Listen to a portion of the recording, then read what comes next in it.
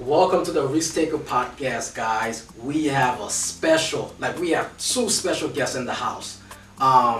Those two individuals, they are example in the community. They inspire my wife and I, and man, it's gonna be amazing. It's gonna be amazing today. So, no further. I'm not gonna waste any time. I'm gonna let them introduce themselves. And today I have my co-host, my best friend here with me today, my partner, Gigi here with me, my wife. So it's gonna be fun. It's gonna be fun. Yeah. So we have Craig and Miller. I'm gonna let you guys introduce yourself and let people know what you guys do, and we go from there. Well, I'll start. Well, thank you guys for having us. It's amazing. Thank you all for also what you do with the community. So my name is Mirla Aleman. I'm Craig's wife, and I'm originally from El Salvador. Okay. I came to the U.S. in 2000, so it's been 23 years in this beautiful country. That God has blessed me to be, build everything that we have. Most importantly, my family. And well, thank you. No problem. I'm the groom. I'm her Realist husband. yeah, realist husband, Craig. I'm her assistant, and just we've been we're celebrating 10 years of marriage, so Awesome. It's been an awesome ride. Awesome. Wow. Well, that's good. Congratulations. That's good. So I didn't know that you. I thought you was from not South. Is it Salvador? Okay. So you came here. What age? Do I tell? Well, my ID Your team? says that I was 15. Okay. I made a mistake. Okay. I got one of those too. Okay. I'm telling you, I got one of those. Alright. It's funny how, cause I'm from Haiti, and Gigi's from the Bahamas. You from Salvador, and you was born Born here in Sussex County. So here we go. And she's not just from El Salvador. I mean, she's from a little hut in El Salvador with dirt floors, a metal tin roof. You see the sheets of tin that people use for like their dog houses here in Yeah. Sussex County. That was the roof that she had. When it was on a volcano, so when it rained, the water would stream through the house. They would have to get up in the middle of the night with sticks so it wouldn't flood the house, and like dig holes under the little tin walls for the water to exit the home. I mean, she comes from nothing. You hear about people being poor in the Yeah. United States, Yeah. but they're still walking around with a home. They're still walking around with cell phones. Yeah. Now she's poor, like international, like global poor, and overcame all that to come here. Now I have a question. So, like how Craig was saying, like how do you feel like that defined you as a person, like the way you grew up? To say that defines me, like it's just amazing to know that you can overcome everything that because aside from the literally not sharing one egg between three people, Yeah. Having if you had wanted to take a shower, you had to go literally to get water somewhere. Yeah. And all those things, but also all the type of sufferings that we had to go through. As my mom came to the U.S. when I was only 6 years old, and not growing with her by my side, it was really tough already, and it was 6 of us. Yeah. So we had to just grow up and just become strong. Yeah. We Yeah. had to literally be strong, and that's what the person that I am today. And just to know that when first of all, like I'm a true believer in God, and I feel like when you put God first in your life, everything falls into Yeah. place, and all those sufferings and everything, all the needs that we had as little kids, nowadays I can at that time I couldn't understand. I didn't understand why was it that I didn't have any food, or I didn't have any money to go to school. When I came here, I didn't speak no English at all. But just to go back to remembering that, I thank God, because the person that I am today, it's I am that person because of Yeah. what I went through. Yeah. And I thank God for every little thing that I have. Yes. Because I'm able to just say thank you. Because Yes. I am who I am today because of you. And the strong person that I am today is because I had to go through all that. Yes. And just so that your listeners, they might not have caught that. She came to the United States when she was 15, but her mother left her when she was 6. Yeah. So you have a lot of people that are like, why do immigrants come here? Why don't they just do it the right way? Why don't they just do it the right way and get in line? Well, my mother-in-law did it the right way, got in line, but it cost her 10 years without her children. I have 2 small boys. There's no way I'm gonna leave my 2 boys for 10 years. And this is not the time of FaceTime and WhatsApp. This is maybe I can send a letter or Yeah. have a phone call with it crackling and maybe hear her voice, maybe not. This, technology 20 years ago was not where it is today. Yeah. That you can be globally across, talking to somebody in another continent, just like they're in the next room. Yeah. This is, I'm leaving my kids for 10 years. Yes. I couldn't do that. So it's important that people understand U.S. immigration policy, what they ask of folks when they come here, and what people like my mother-in-law went through. I couldn't do it. I would have stayed, or I would have drugged my kids and walked across the continent to go for a better life. I could not have left my kids for 10 years. I have such profound respect for my mother-in-law and her ability to sacrifice in order to clear a path for them to have a better future. Wow. Yeah. Wow. I feel the same way. Because I grew up in those third world countries. It's almost like every country in the third world is like they are similar.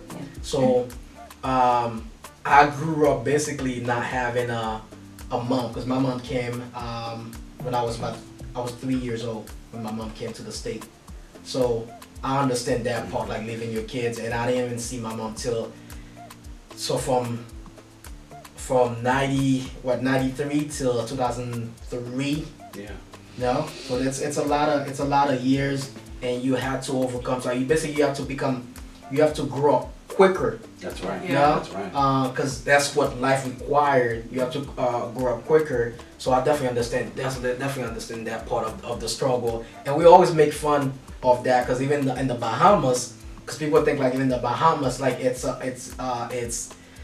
nice. Tourist Certain, area. yeah. But But they don't see the real side of it. yeah, the real side of it. Yeah. So just sharing that, like me and my wife, we always sharing like similar stuff that we went through as a kid, even though we from a different country, but we have like similar struggle, So Yeah. I definitely feel that one. And I think too, like when you grow up in like some of those countries, it builds that entrepreneurship in you. Like when you're young, you have, I know me, we had to work. I was like 10, 11, working summers so I can go to school, so I can pay for these things. But it builds that entrepreneurship spirit inside of you. I know as a wife, I know for me, people always think that Evans does everything, and I'm just there as a support system. They're like, oh, you think he's supporting him, but like, the business, he's the one who's running it, he's doing everything, and some people even say it's a good thing that you put your wife in this, but people don't understand when you're married, it's a partnership. It's not just Craig, even though people see Craig face, but like what role have you played in this? Because Craig was telling a story the other day about the buildings that you purchased in Georgetown. I was like, oh, I didn't even know it was her. So what role, like, to put everybody's like, it's not just Craig. I'm not just right there patting him on the back, bringing him his food. No, it's both of us doing this. I think mainly as a partner, I'm the mom. I want to take care of my kids, and I thank God for the ability to all the blessings that I have to be with them at home, and also with the business that we have. I mean, I try to be as supportive as I can. Anytime that something arises, I help him, and if he says, I don't think we can do this yet, I'm like, let's talk about it. Yeah. Let's and then just I think the partnership is more like more than being supportive. It's just bringing ideas and Yes. just And connections. Like, I would not have relationships with any of these guys that I work with, Antonio Torales of Imperial Construction, for example, if it wasn't for Mirla. My brother-in-law does all the HVAC stuff. I met our plumber, who's been with us for so long, through Mirla. All these guys that have helped me and build what people see. It's a huge team, but those team members came on board because of my relationship with Mirla. She was like, "Hey, I have somebody I want you to meet. I know they do good work. They're trustworthy. They're church guys. Like, let's try them out." And it's been very successful. Now, right now, yes, our focus is our children. Yes. Yes, I want our Yes. children to be. But the genesis of everything of the Craig and Mirla marriage, she was saying, "All right," because I didn't have much money, and starting out some of these projects, if they told me $5,000, it might as well have been $1 million. There's no way that I could come up with $5,000. But she was like, "No, these are guys from." It would have been a lot harder to continue to build what we had built. Yeah. Because I was essentially getting a line of credit with zero interest from some really good people. Yeah. So, and I was telling her about Georgetown, how we were finally done, right? Wait, before you tell that story, I don't think we mentioned what exactly you guys do. Oh, Yeah, so tell us exactly. What do you, so people know what's going on at the All right, backstory. so Okay. I'm a real estate attorney, but really I'm a real estate investor that just happens to be an attorney. And my wife is my realtor. And it's been a great partnership. You mentioned something earlier about how people think that, he just brings you along. But Yeah. no, well, people that say that, unfortunately, just that type of statement tells me a lot about their current relationship. Because their relationship is obviously not one where they're together on a single mission, as a single unit. Yeah. And that's fine, because most people, unfortunately, they find someone they love, but that person is not in love with the same type Yes. of stuff that they enjoy. Yes. But their marriages work great. Yep. But it's rare that you have two people that love the same thing and want to be in the same mission together. Yeah, You yeah. guys have that. We have that. That's such a blessing. Yes. Because our entire life is our business and making a future for our children. Yes. And we bring our children up with that. We both have been with other individuals that were not on the same page with us, and it's completely different. And obviously those relationships did not work out Yeah, because we both yeah. wanted something different. So it's such a blessing that I wish more people would be able to find. And when folks ask me about the key to my success and our success, it's like your spouse, Yes. your significant other. Yeah. Like, if you want to be happy and live paycheck to paycheck, that's cool. A lot of people are cool with that and they enjoy a happy, fulfilled Yeah. life.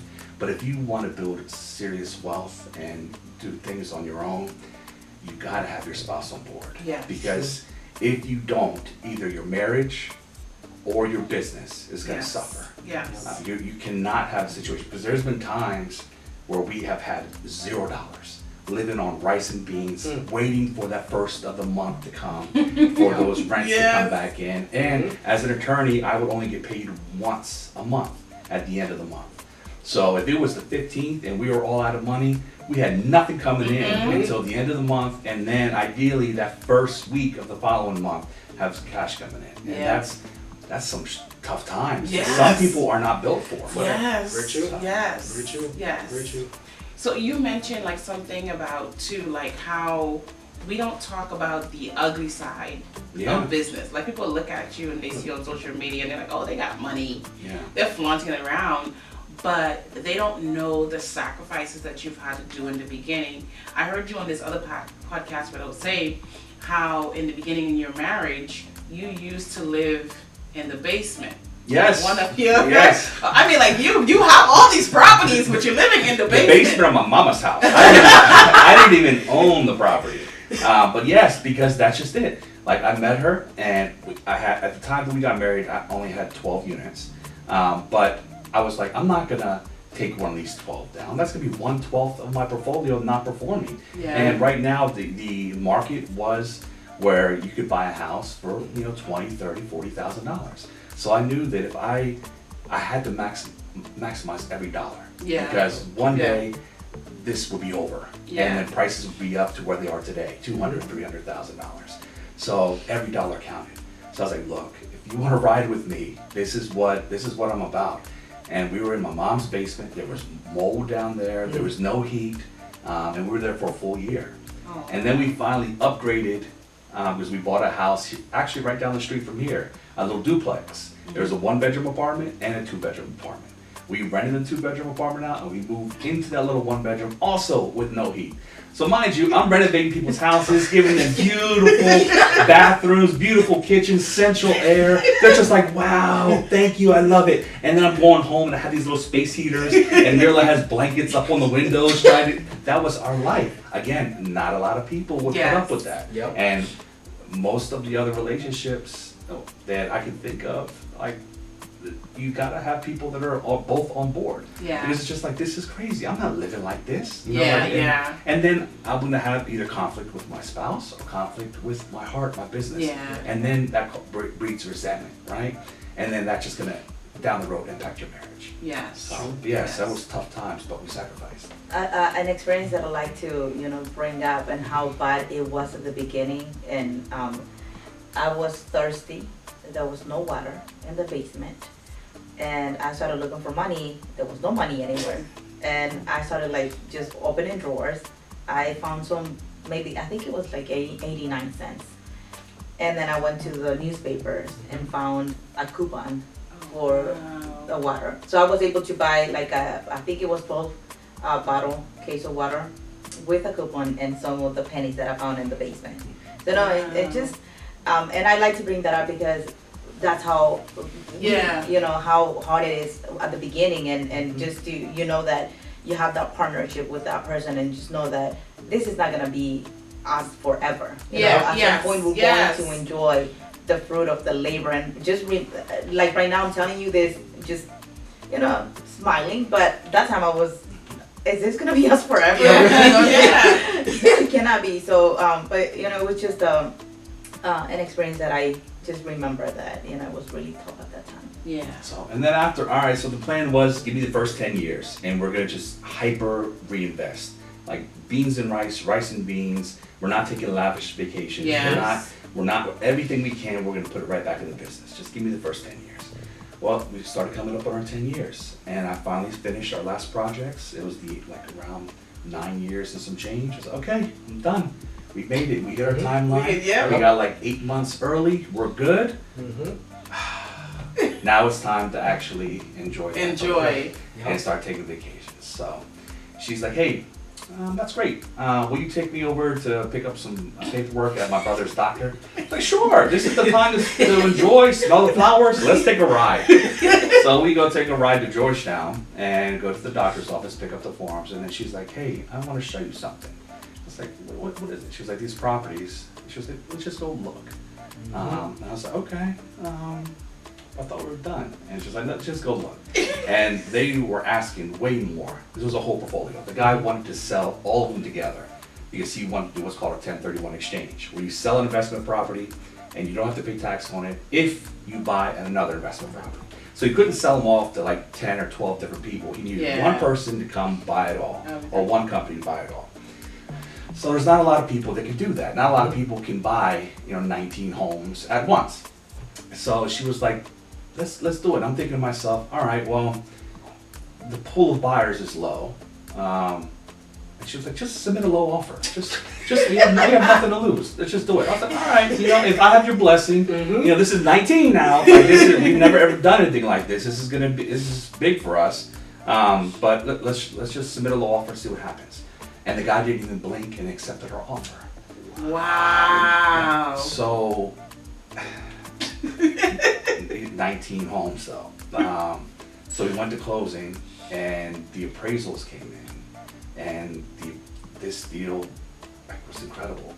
We bought it for 1.25 million and the appraisals came in 2.4 million. Wow. So that one deal, we made over $1 million Wow. just that one deal. And that was when I was saying, I'm done, I'm just going to go home. And she was like, let's just throw a low offer and see what happens. So you have nothing to lose, especially time, right? The time of her putting together the offer.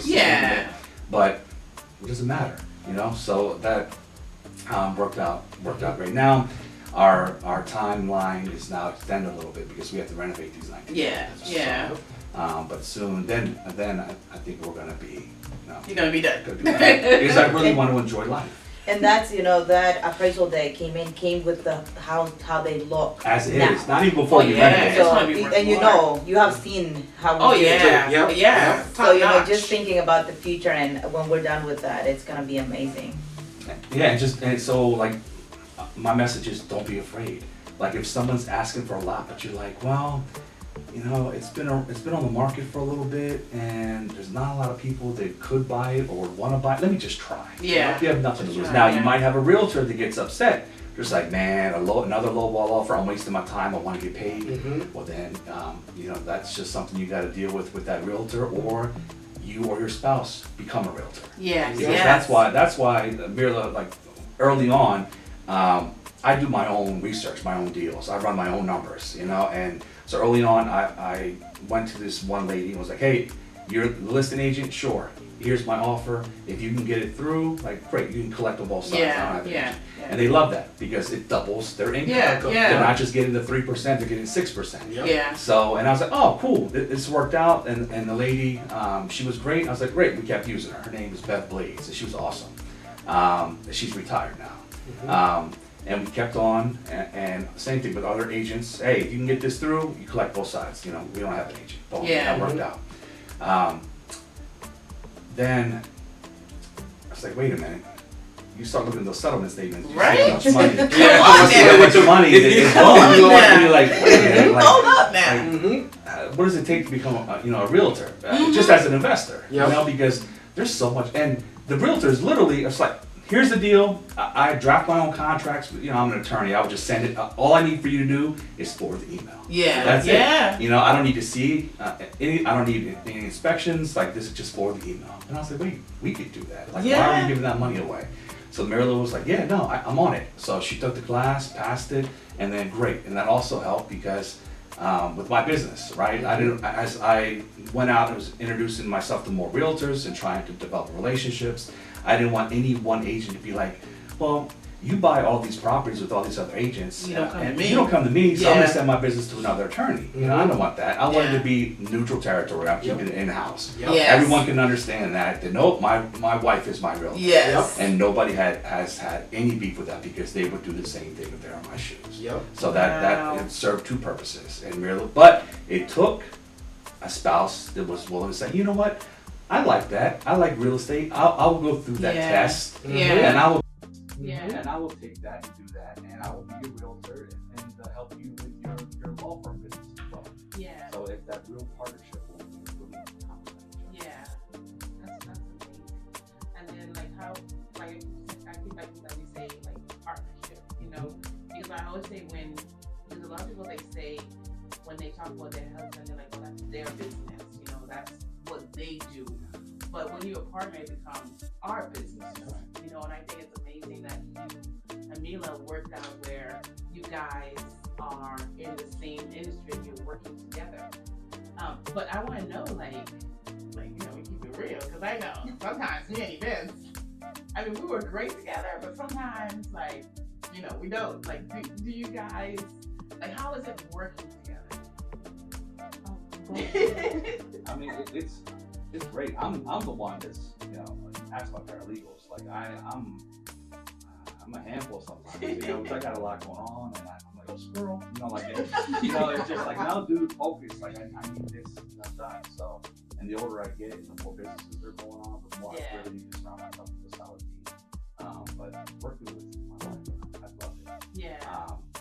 Because we talk about it. Yeah.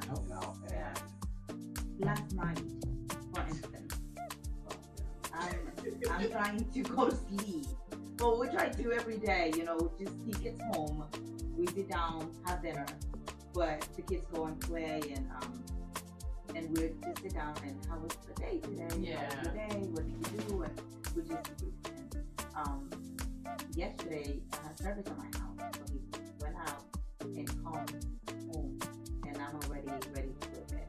And he there telling me everything. I was still trying to debrief. It's like 10:30, and she's just like falling like. I took my glasses off, like hint, Right. like we can talk about Can we do this for our warning? But it's very important to know that it's. I always say that the most important thing in a relationship, first of all, is God, like the center of your life. Yep. But then communication comes after. Yes. If you don't communicate, even the minor thing that is bothering you, or just I don't know, a phone call a day, how are you doing, or I miss you, whatever. Like sometimes it doesn't even necessarily have to be like romantic, but just how you doing, like something. And because I know his voice, when I tell him, okay, oh no, let me how you say that? Put it out of fire. Yeah. And like I know, and it's important to know your partner and way to it, and know that he's a boss and his office. When he comes to my house, he's not a boss. He's my husband. He's the father of my children. Yes. And I have to be there for him in that sense. So it's important to know your partner. Let me ask you this, because in the beginning of your guys' relationship, or when you start having success, what do you have to remove people that that wasn't aligned with your guys' vision, mission, and how did you deal with that? Did you have to cut any relationship off? Mirla had surrounded herself with folks from church, and people that were equally like a lot of these traits, equally ambitious, wanted to work and grind. A lot of the folks that I had relationships with, like who I was born and raised. A lot of folks that I had relationships growing up, I no longer do. Just because it's just a different path. Yeah. I like I have limited free time because I'm working on my business and I'm not all out. Yeah. And I'm not looking for like Yes. So I'm just not. I want family and Call it a day. that's it. And then maybe when the boys are grown and we're traveling more, great. We'll be some of those old people going around with other old people traveling around. And I'll go to the senior center and hang out. But I want to talk about your business and what works and business in general and lifting each other up and doing things for the community. I don't have any interest in other things. There's no time for other things. Even just not just people, but also habits.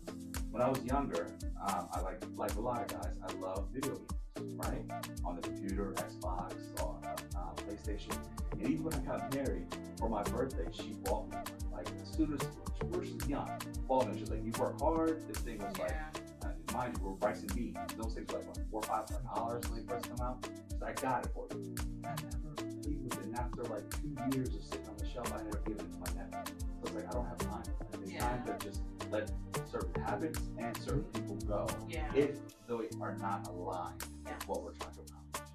So, with my people, is that everybody that has come with us, they're successful. Yeah. They have gotten we have been there for them to support them, and them working with us has also helped them to get something for themselves.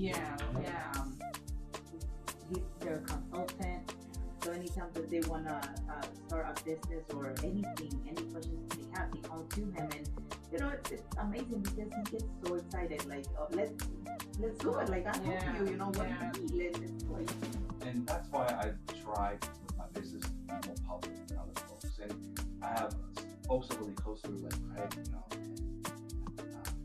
put things out there, but once you work with the man who's gonna come and try to take it away from you, or the other people are gonna try to straight it down, or block you. Like, no. Like, there's that risk there, but it's important for people like us to put out there what we're doing, because there are other people that look like us. Yes. They come from our same communities.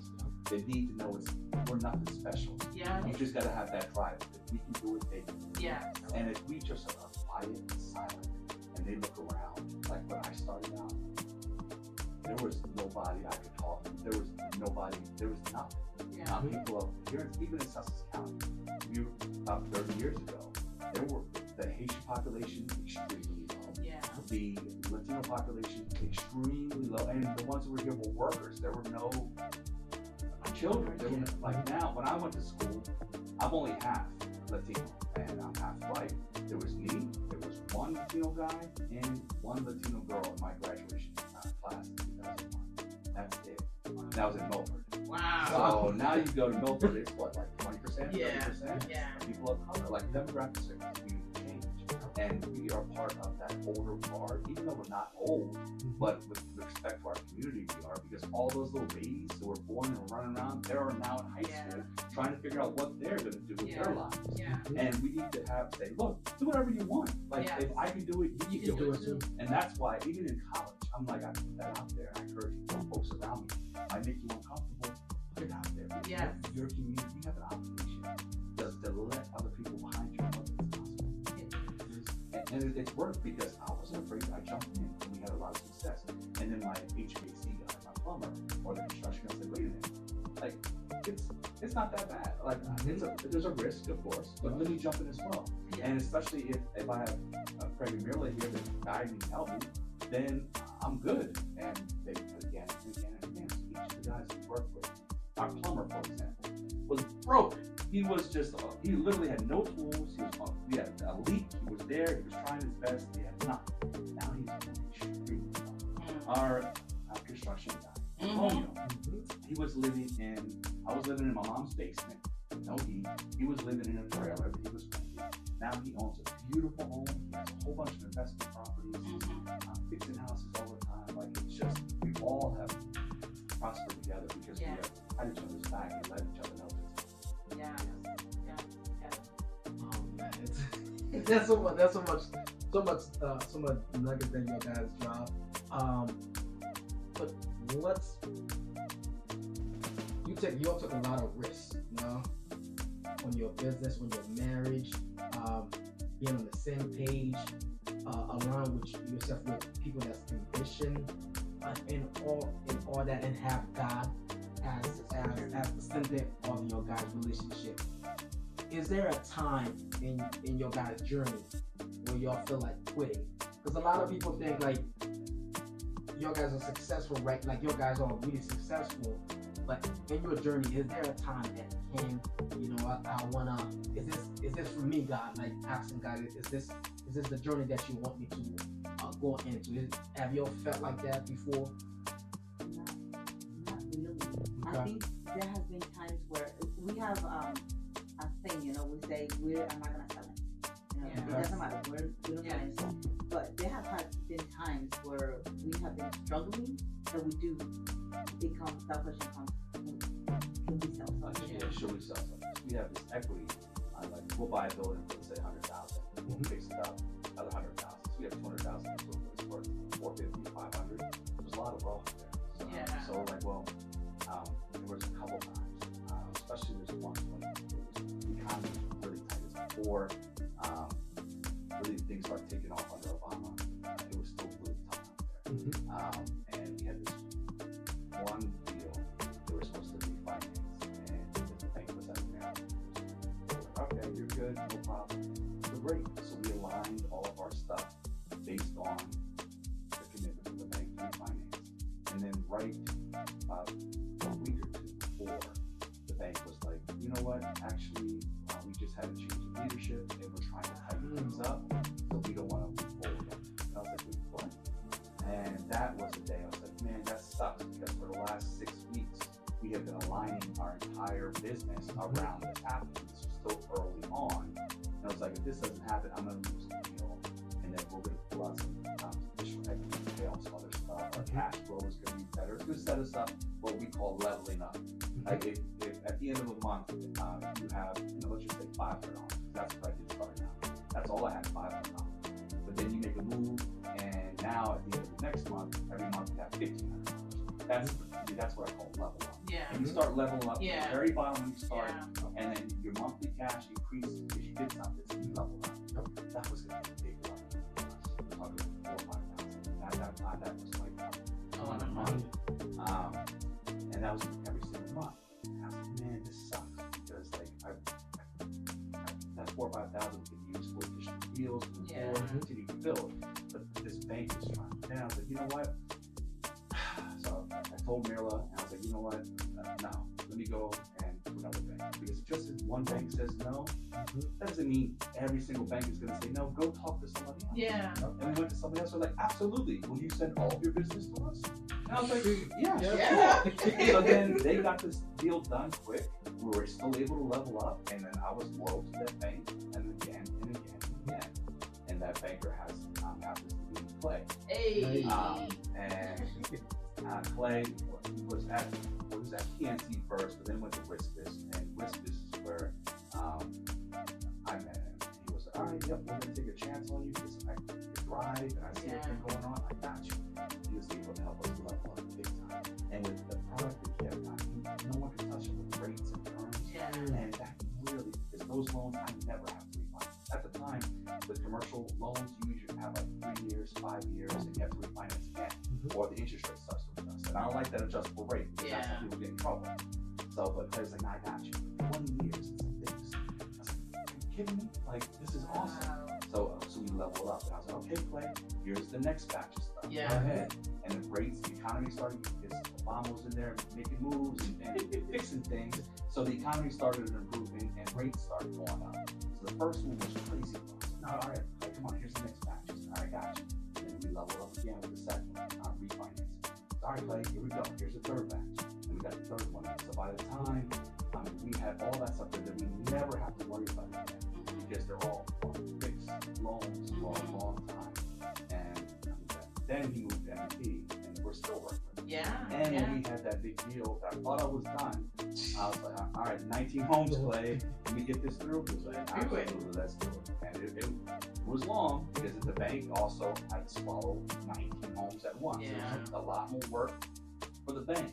19 different appraisals, 19 title searches, 19 everything. You know? So it took a lot longer than what we originally had hoped for. But Clay was just there moving that big beast along as much as he could, and we got it. So it's all about relationships. It's just a relationship. And when someone says no, don't be like, oh, I'm gonna quit, I'm gonna give up, this is not for me. But all right, this is, like, I prayed for strength, and this is God giving me obstacles so that I can find a way to deal with them, overcome them, and become stronger. Like, this is God, this no is answering my prayer. I'm gonna be a stronger person because of it. You know, and we are. Like, it was, I got a lot of gray hairs here, you know, but I'm strong now. Somebody comes in and says no, like, all right, fine, boom, like, we'll go somewhere else and we'll get it done. Yeah. You know? So, and just with that, we keep our, like she mentioned, there's a couple times we talk about selling buildings. We have so much equity there. These banks will encourage you to take more money than you need. Don't do it. Like, if That's a nugget right there. If you have $1 million and they're like, hey, you're only asking for 400, why don't you take 700, 800? Just put that money. Don't do it. Don't. Like, just enjoy knowing that you have that much equity in your buildings. Like, that's, granted, instead of, we probably have double of the properties if we leverage more, but how do you worry about everything? Yeah, you know, because peace when of mind. yes, and right now it's just that exactly that peace of mind of good. You know? But yeah, there have been times that just give up. But that's when you gotta just man up and figure it out, and then thank God for that experience and that strength. You talk about your kids, right? Your two little boys, and I always see, like, sometimes when you post on social media, you take them on the job site, and they're always in your office and stuff like that. Like, we have two little kids, and we try to bring them here and expose them at a young age. But how do you balance, if that even exists, like your work life and with your children? Because when you're in the service industry, people call you all the time, or people send you emails, like, but you have to set that boundary. This is family time. Like, how do you guys do that? Well, when we had children, we knew we wanted to be present. Yeah. So Mirla was like, all right, let's hire somebody to take on my role, and I'll start stepping back. And that's what we brought my sister Sarah on. And Amazing, by the way. she is. And then Shout out to Sarah. as we continue to grow, and as we have a second job, it was like, okay, I will help you,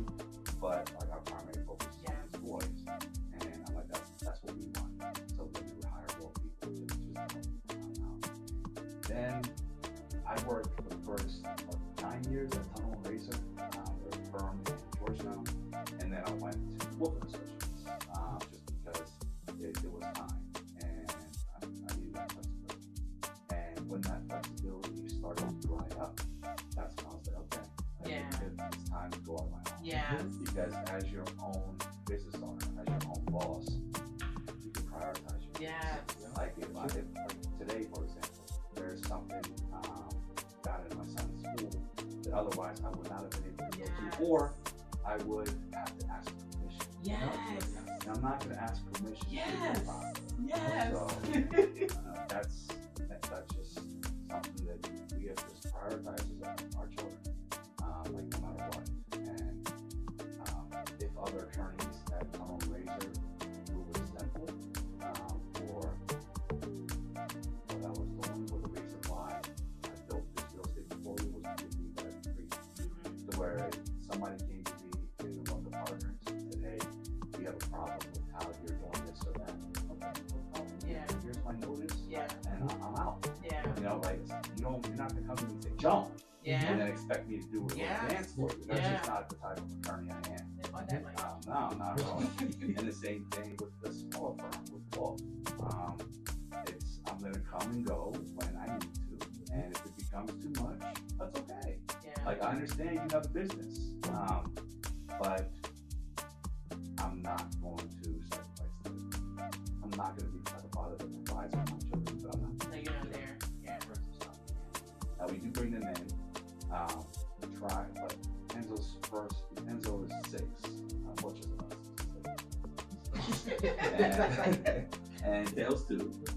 But he's in kindergarten, but he knows his first goal is school, because he has to learn how the world works. But we have from the very beginning, bring him into Korea, bring him into office. We try, but his first goal is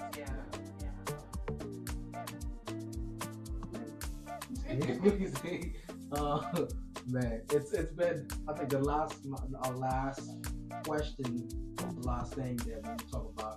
What advice would you give any couples that's out there that want to start a business together, that want to start a family together? What kind of advice would you give them?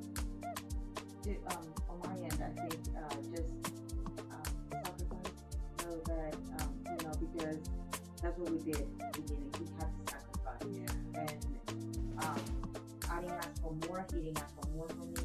We worked together, knowing that one day, we're gonna see fruit, and just be there for each other. Understand that there will be good times and bad times. But if you work together, understand the mission that you both have, not only as partners in the business, but as partners in life, husband and wife, they will both work together. And the whole family. Because our whole family, I can tell you that our whole family has success. And Enzo comes with me to these homes. He doesn't enjoy them, but he comes with me. Because as a real estate investor, I've made a lot of money off of folks that are just selling property they didn't have any business. And I just want to make sure that that's not for my children. I want them to know how to property. I want them to be able to continue business. Awesome. Okay. Well, we're gonna end it here. Thank you guys so much by being here with us. Subscribe to our YouTube channel. We're gonna drop this episode in all platforms. Thank you.